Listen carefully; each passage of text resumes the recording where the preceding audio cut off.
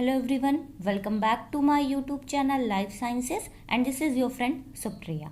आज का जो हमारा टॉपिक है वो इवोल्यूशन से रिलेटेड है और इस जो मैं टॉपिक आज आपको पढ़ाऊंगी इसे मैंने मोस्ट इम्पॉर्टेंट टॉपिक्स में भी इंक्लूड किया था, जिसके मैंने ऑलरेडी बहुत सारे वीडियोस को अपलोड कर दिया है। ठीक है, तो आज का जो हमारा टॉपिक है वो है इवोल्यूशनरी ट्रीज या फिर फाइलोजेनी क्या होता है। So let's start the video.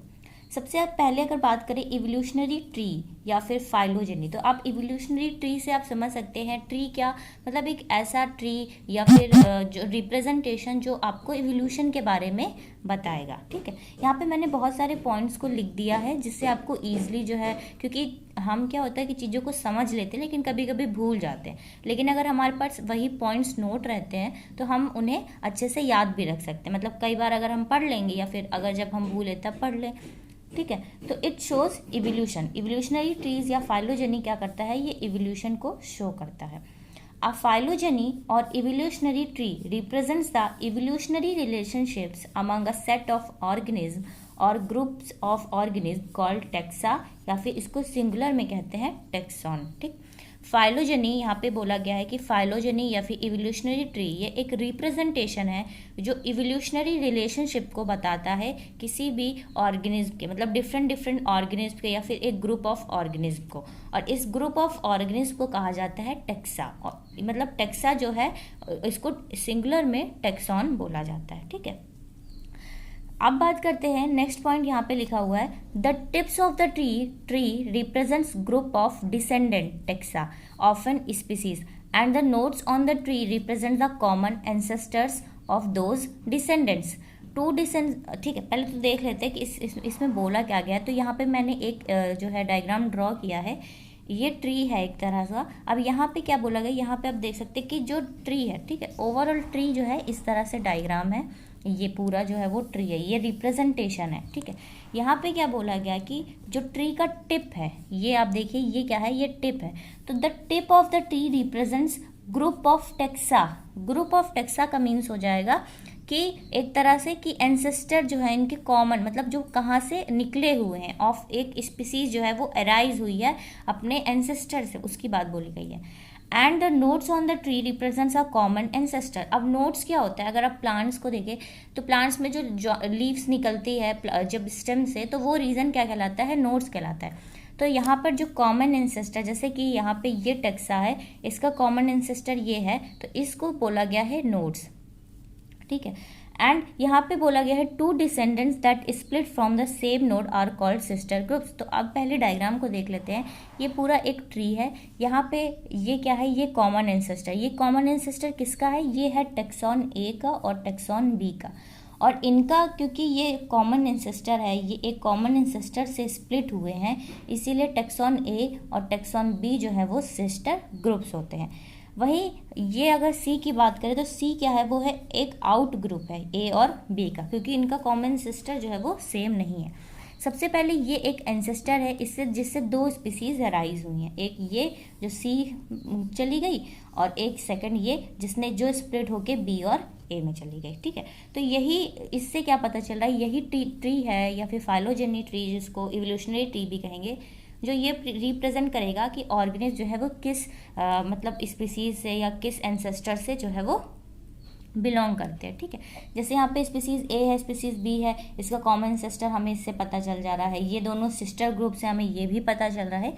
तो यही बात यहाँ पे बोली गई है। Many phylogenies also include an out group a taxon outside the group of interest. जैसे अभी यहाँ पे ग्रुप सी की बात बोली गई है, यही बात यहाँ पे बोली गई, एक आउट ग्रुप, यानी कि जब जिसका कॉमन सिस्टर नहीं है। All the members of the group of interest are more closely related to each other and other than they are the out group. यही बात बोली गई है कि अगर आप ये कॉमन, ये एंसेस्टर था, इसमें ये आउट ग्रुप चला गया, वहीं यहाँ का इसका कॉमन एंसेस्टर बी और ए का सेम है, तो ये दोनों को छोड़ के बाकी जो जिनका कॉमन एंसेस्टर नहीं होगा या जो क्लोजली रिलेटेड ग्रुप्स नहीं होंगे, उन्हें एज अ आउट ग्रुप जो है वो कंसीडर किया जाएगा। ठीक है, तो ओवरऑल ये इवोल्यूशनरी ट्री के बारे में एक बेसिक होगा कि इवोल्यूशनरी ट्रीज क्या होता है, जो कि रिप्रेजेंट करता है इवोल्यूशन को। जो एक क्वेश्चंस आते हैं ना, वो इससे नहीं आते हैं। ये एक्चुअल में सिर्फ एक बेसिक है, आपको पता होना चाहिए कि इवोल्यूशनरी ट्री कैसा है। ये टैक्सॉन होते हैं, यहाँ पे ये चीज़ जो होती है वो रिप्रेजेंट करती है कि ये ए और बी जो है वो कॉमन एंसेस्टर से हैं, वहीं सी जो है वो एक आउट ग्रुप है। ठीक है, तो ये क्या होगा, ये सिर्फ अभी तक जो मैंने आपको बताया ये सिर्फ और सिर्फ बेसिक है।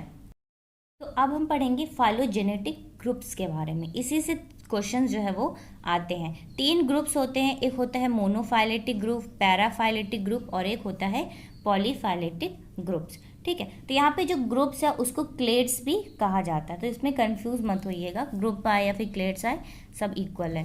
ठीक है, तो इसमें सबसे पहले अगर बात करें मोनोफाइलेटिक ग्रुप, मोनो मीन्स एक तरह से आप समझ सकते हैं सिंगल या फिर सेम। ठीक है, तो monophyletic group of species shares a single common ancestor. Monophyletic group में जो भी स्पीसीज होती हैं वो एक सिंगल कॉमन एंसेस्टर को शेयर करती हैं, and also includes all of the descendant of that common ancestor on a phylogenetic tree. और उसमें क्या होता है कि उसमें इंक्लूड होते हैं जितने भी डिसेंडेंट होते हैं जो कि कॉमन एंसेस्टर से अराइज हुए हैं, उस फाइलोजेनेटिक ट्री में इंक्लूड होते हैं। Monophyletic group includes a node and all of the descendants of that node represented by both nodes and terminal taxa।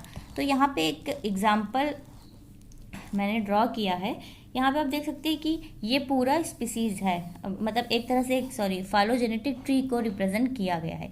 यहाँ पे आप देखिए कि ये बी से, यहाँ पे कॉमन एंसेस्टर का देखा जाए ए से क्या अराइज हुआ, ए से आई, और यहीं ए से बी अराइज हुआ, यानी कि ए अभी एक तरह से कॉमन एंसेस्टर था सबका। लेकिन अब बी से क्या हुआ, बी किसका कॉमन एंसेस्टर हो गया, बी से एफ भी अराइज हुआ, बी से सी भी अराइज हुआ, और वहीं एफ से जी एच और सी से डी ई अराइज हुए। तो यहीं पर बी क्या हो जाएगा, ये एक कॉमन एंसेस्टर हो जाएगा फॉर सी और एफ ग्रुप के लिए, और यहीं पर ये एक तरह से आउट ग्रुप हो जाएगा। तो इसी जो ये जो हाईलाइट किया हुआ है रेड से, यही जो है वो मोनोफाइलेटिक ग्रुप होता है। आपको क्वेश्चंस कैसे आते हैं कि क्वेश्चंस में आपको इसी तरह से डायग्राम ड्रॉ कर दिया जाएगा, एज इट इज़ नहीं, थोड़ा सा डिफरेंट, या फिर हो सकता है यहाँ पे एनिमल्स के नेम लिख दे या फिर और कुछ भी लिख दे, आपको बताना होता है। आपको ये चीज़ ध्यान में रखनी कि जो मोनोफाइलेटिक ग्रुप होता है उसमें क्या होता है, यहाँ पे लिखा हुआ है single common ancestor and also includes all of the descendants of that common ancestor. Single common ancestor और उसके जितने भी डिसेंडेंट होते हैं उस कॉमन एंसेस्टर के, वो उसमें इंक्लूड होते हैं, और उसी को मोनोफाइलेटिक ग्रुप में ये जो है वो इन्वॉल्व होता है। ठीक है, तो ये हो गया मोनोफाइलेटिक ग्रुप के बाद। नेक्स्ट आ जाता है paraphyletic group. A paraphyletic group includes a single ancestor and some of its descendant. It is similar to monophyletic group but some descendants are excluded. ठीक है, तो पैराफाइलेटिक ग्रुप्स में भी क्या होता है, इसमें सिंगल एंसेस्टर होते हैं और उसके कुछ डिसेंडेंट्स होते हैं, जबकि ये मोनोफाइलेटिक ग्रुप से सिमिलर है क्योंकि कॉमन एंसेस्टर की बात हो रही है, लेकिन यहाँ पे कुछ इसके डिसेंडेंट्स एक्सक्लूड होते हैं। अगर आपको मोनोफाइलेटिक ग्रुप में उसमें क्या हुआ था, उसमें कॉमन एंसेस्टर से जितने भी डिसेंडेंट्स निकल रहे थे ना, सारे इंक्लूड्स थे। ठीक है, अगर आप ये डायग्राम देखिए मोनोफाइलेटिक ग्रुप का, इसमें कॉमन एंसेस्टर से जितने भी डिसेंडेंट्स थे सारे इंक्लूड थे। वहीं पैराफाइलेटिक ग्रुप में क्या बोला गया है कि कॉमन एंसेस्टर है लेकिन ये एक इसमें से कुछ डिसेंडेंट्स को एक्सक्लूड कर दिया गया। अगर ए से आई और के, आई से के और जे निकला, तो यहाँ पे सिर्फ ए, आई और के को ही इंक्लूड किया गया, जे को यहाँ एक्सक्लूड कर दिया गया। The one that includes the most recent common ancestor but not all of its descendant, क्योंकि मोस्ट रीसेंट कॉमन एंसेस्टर इसका यही है। तो आपको क्वेश्चंस ऐसे ही एज इट इज़ नहीं आते हैं, आपको थोड़ा सा अलग क्वेश्चंस आते हैं, तो आपको बस इसके डायग्राम्स के थ्रू आपको याद रखना है, इसके डिफिनीशंस को आपको याद रखना है। तो अब नेक्स्ट जो लास्ट ग्रुप है उसको भी देख लेते हैं। लास्ट ग्रुप है पॉलीफाइलेटिक ग्रुप्स। ठीक, polyphyletic groups, it is the group that is not defined by a single common ancestor. Polyphyletic group में कोई भी कॉमन एंसेस्टर की बात नहीं बोली गई है। तो सबसे इजी है आपको, अब 3 ग्रुप यहाँ पे मैंने आपको बताया, मोनोफाइलेटिक, पैराफाइलेटिक और पॉलीफाइलेटिक। तो आप खुद ही देख सकते हैं पॉलीफाइलेटिक तो उन दोनों से डिफरेंट ही है। तो जब क्वेश्चंस आए तो सबसे पहले अगर वहाँ पे पॉलीफाइलेटिक ग्रुप की बात बोली गई तो आपको सबसे ईजी कि वहाँ पे कोई भी कॉमन एंसेस्टर की बात नहीं बोली गई है। नहीं बोली जा रही है तो वो पॉलीफाइलेटिक ग्रुप हो जाएगा। This group species lack common ancestor, यहाँ पे कोई भी कॉमन एंसेस्टर नहीं है। और अगर मोनो और पैराफाइलेटिक की बात बोली गई है तो पैराफाइलेटिक में सारे डिसेंडेंट्स इंक्लूड नहीं करते हैं। मीन्स अगर कुछ मार्क है वहाँ पे तो कम मार्क होगा, मतलब सारे डिसेंडेंट्स इंक्लूड नहीं होंगे, कुछ एक्सक्लूड हो जाएंगे। और वहीं मोनोफाइलेटिक में सारे डिसेंडेंट्स को इंक्लूड कर लिया जाएगा। पैराफाइलेटिक ग्रुप में देख सकते हैं यहाँ पे ये कॉमन एंसेस्टर है, लेकिन यहाँ पे सिर्फ ग्रुप्स को ही ऐड किया गया, इनका कॉमन एंसेस्टर सेम नहीं है, यहाँ पे ईजी को हाईलाइट किया गया। तो इसी तरह से ये जो पूरा वीडियो हो गया कि इवोल्यूशनरी ट्री क्या होता है, सबसे पहले तो उसका बेसिक, और फाइलोजेनेटिक ग्रुप्स क्या होते हैं, सबसे इंपॉर्टेंट यही है। पहले आपको बेसिक पढ़ना होता है, फिर फाइलोजेनेटिक ग्रुप्स क्या होते हैं वो पढ़ना होता है, तीनों ग्रुप के बारे में। और अब मैं आपको कुछ टर्म्स बताऊंगी जो कि फाइलोजेनेटिक ट्री से ही रिलेटेड होते हैं और वो काफ़ी इंपॉर्टेंट भी होते हैं। तो हम नेक्स्ट वीडियो में उस टर्म्स के बारे में भी पढ़ेंगे। आपको कोई भी डाउट होना प्लीज़ कमेंट ज़रूर करिएगा, मेरे टेलीग्राम ग्रुप को भी ज्वाइन करिएगा, जिसमें मैं आपको जो नोट्स मैं यहाँ पे लिख के आपको जिस नोट से पढ़ाती हूँ, मैं यही नोट्स आपको प्रोवाइड कराऊंगी टेलीग्राम ग्रुप में। So thank you so much for watching my video, और मेरे चैनल को लाइक शेयर और सब्सक्राइब ज़रूर करिएगा।